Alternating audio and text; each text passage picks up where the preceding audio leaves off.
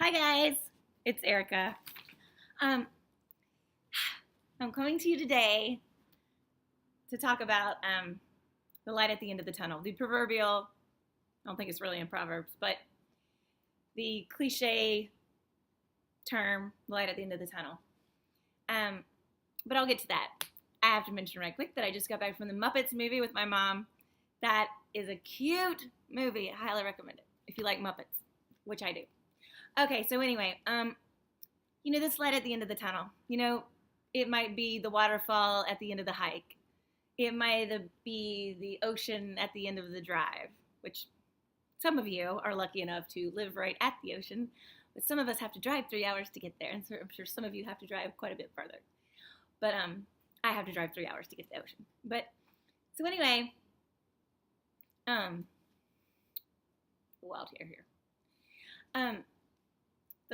This maybe it's the toy at the bottom of the cereal box. Do they still put toys in cereal boxes? I might be telling my age here. I don't know if they still do that or not. When I was little, there were toys at the bottom of the cereal box. It was always a big thrill. So anyway, I'm talking about disfellowshipping again, because that has been obviously front and center in my life. However, it's not so much these days. It's moving away. Actually, I'm getting out of it. Not out of being disfellowshipped, but out of the funk that I've been in. And it took 2 years. And I think maybe there was something psychological about the fact that Wednesday, June 25th, was my 2-year anniversary of being disfellowshipped. I don't know. I can't help but think that it felt like a milestone, to get through and have made it through 2 years and have survived, which, and I've talked to many other people. I got one girlfriend right now that I'm hoping to talk to today, actually. And today, by the way, is Tuesday, July 1st, 2014. So,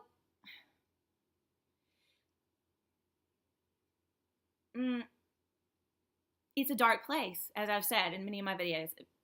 For most people. I mean, there are people who are just like, talk to the hand, and they just walk out and don't worry about it because they get so fed up while they're in there, that for whatever reason. And I mean, everybody's different. Everybody's got different, issues that have happened to them. But in my case, it was not. I wasn't cavalier about it. I was absolutely horrified.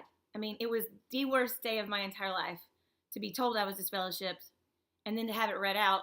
And it took forever for them to read it out because there was a district convention in between. And I was stuck in this weird limbo. My mom wanted me to go to the district convention, but I already knew I was disfellowshipped. But technically, I could still talk to everybody because they don't consider it official until they actually announce it. But how weird did that make me feel? I mean, I couldn't face anybody knowing that what was I going to do? Be like, hey, where are we going for dinner tonight after the assembly? Yeah, let's go take the kids to the pool. I mean, how am I going to do that? And then then I get disfellowship. They're going to be like, I was afraid they would be like, just wondering why I, was even talking to them, considering all that. So anyway, I don't want to make this video too long. We're at 3.5 minutes. So there is a light at the end of the tunnel. There is.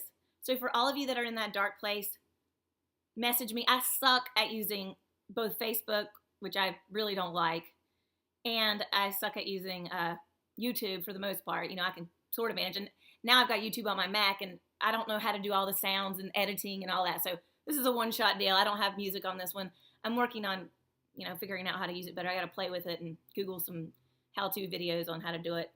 I could go to the mall and go to the Genius Bar, but yeah, that's kind of a hassle. But I may wind up doing that. But anyway, okay, moving right along. I want to say that a lot of my friends have been concerned that I might be in a manic phase, as in manic depression, as in bipolar disorder. Guys, I just want to say I don't have bipolar disorder and I'm not manic. This is the real me. This is me. This is my brain not on drugs, not on alcohol, not starved.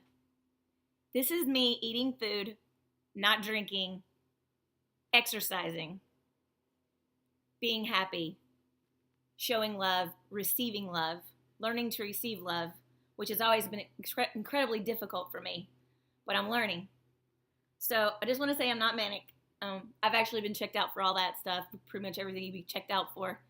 And I do have some things, obviously. I got anorexia, which leads to other complications, but that's basically not a problem right now. It's not an issue. I mean, I'm eating like crazy. I ate an entire bag of popcorn at the movie theater, and I'm starving now. I'm going to eat something after this video. So I've been eating a lot.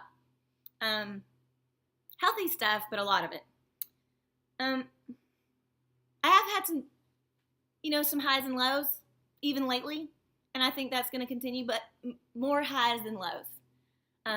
So if I found when I was coming out, starting to see the light at the end of the tunnel, the beach at the end of the drive, the waterfall at the end of the beautiful hike, the toy at the bottom of the cereal box, as I was getting there, I noticed one day would be great, the next day would be horrible. One day would be great, the next day would be horrible.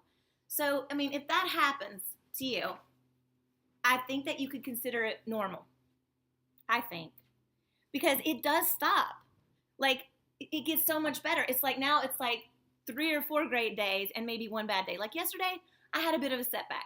I had a little bit of an upset in my personal life, and I got upset. I got really upset. Today, I resolved it. And so that's just what I have to do, And so because I got my brain back, I can resolve things. I don't just run to the kitchen and grab Chardonnay and just like, I'm not going to think about it. I can't think about it. No, because that's what I did before. Or think, I'm not going to eat for 3 days. I'm going to get really skinny and then I'll feel good about myself. I'm not doing any of that now. I'm confronting issues that I have. If I have to call somebody and talk to them about it, that's what I'm going to do. So, that being said, I want to say that I've figured out why I survived this, and it's love. Love is what gets me more than anything. When somebody shows me love, I will turn cartwheels for them. I will do flips for them. Can't right now because I got these noodle legs that don't really want to do much right now. And that's part of the fallout from, 2 years of, 1 year of basically laying on the couch and another year of